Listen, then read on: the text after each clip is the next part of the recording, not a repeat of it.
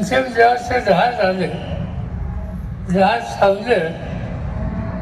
त्या ठिकाणी पोलीस अधिकारी होते आणि एका खोक्यामध्ये एक कागद बांधलेला, अंगावर बंदी असलेला, धोतर नसलेला आणि हातात कागद असलेला एक ग्रस्त उभा होता.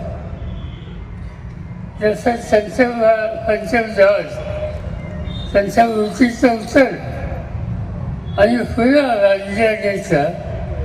पोलिसांनी बाकीच्या लोकांना बाजूला केलं. पंचमदेवाची नजर तर ह्याचा बांधलेला आणि हातात कागद घेऊन उभं राहिलेला त्या शेतकऱ्याच्याकडे गेली. त्यांनी सांगितलं पोलिसांना की त्याला हलवू नका, त्याच्या हातात कागद आहे, त्याला काय म्हणायचं हे मी जाणू इच्छितो. ते कागदाचं निवेदन घेतलं आणि पंचमदेवाला त्याचं भाषांतर करून सांगितलं. ते निवेदन काय सांगत होतं? त्या वर्षी महाराष्ट्रामध्ये दुष्काळ पडला आणि दुष्काळामध्ये लोकांना काम द्यायचं म्हणून इंग्रज सरकारने खरीप होण्याचं काम काढलेलं होतं. त्या मागणीमध्ये पहिली मागणी ही होती की शेतकरी संकटात आहे, दुष्काळात आहे, त्याला खरीप होण्याची शिक्षा देऊ नका. त्याऐवजी या दुष्काळाला तोंड कसं देता येईल यासाठी काही कार्यक्रम घ्या आणि तो घ्यायचा असेल तर थेंब न थेंब पाणी हे साठवून ठेवा आणि शेतीला पाण्याची व्यवस्था करा. दुसरी मागणी शेतकऱ्याच्याकडे होती की शेतीला उत्पादन वाढवायचं असेल तर उत्तम बियाणं पाहिजे. श्रेष्ठ बियाणं वापरून उत्पादकता कमी होते आणि यासाठी सरकारी प्रॉब्लेम असा बियाणाचा वाण हा परदेशातून मागून इतर शेतकऱ्यांना द्या की जेणेकरून त्यांचं दर देखील उत्पादन हे वाढेल. आणि तिसरी मागणी होती, त्या तिसऱ्या मागणीमध्ये लिहिलं की नुसतं शेती एकतर शेती करून चालणार नाही, त्याला जोडधंद्याची गरज आहे आणि जो धंदा द्यायचा असेल तर पशुपालन याच्याशिवाय दुसरा पर्याय नाही. पण आमच्या देशामध्ये 30 गाय आणि 100 बैल यापासून दर्जेदार अशा प्रकारचं पशुधन तयार होत नाही आणि त्यासाठी पंचमदेवाने विलायतेतनं वळू पाठवावेत आणि नवीन सरकारी जात तयार करावी, ज्याला आज आपण प्रॉब्लेम म्हणतो. त्यामुळे दुधाची उत्पादन करावं लागेल. ही सगळी मागणी एक प्रकारची विज्ञानावर आधारित अशी मागणी होती. ही मागणी केली कोणी? तर शेतकरी कोण होता? त्याचं नाव महात्मा ज्योतिबा फुले. ज्योतिबा फुल्यांची ती मागणी होती.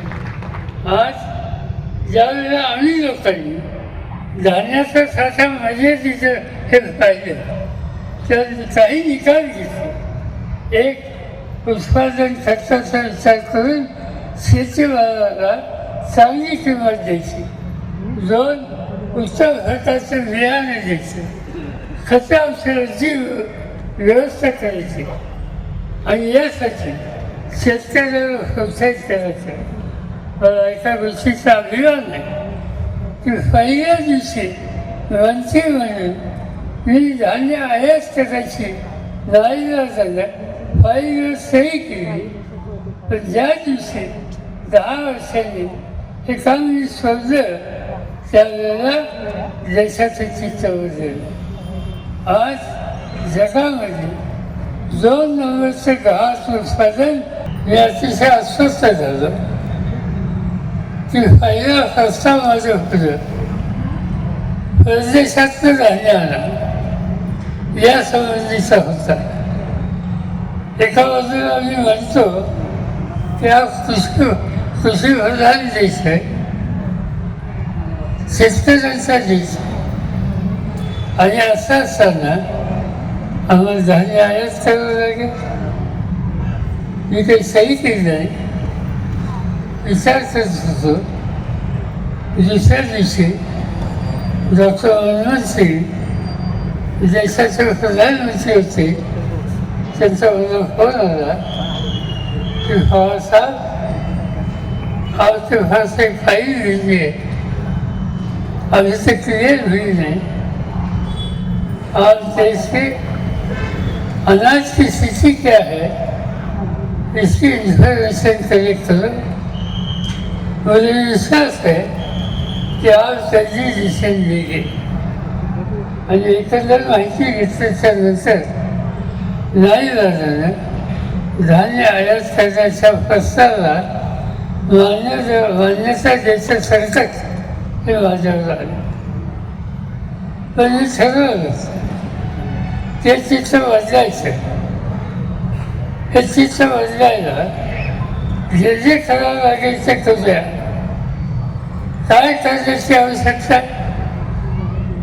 एक तर शेतकऱ्याला भांडवली गुंतवणूक करण्याची ताकद निर्माण करायची असेल तर त्याला अर्थपुरवठा करायला हवा.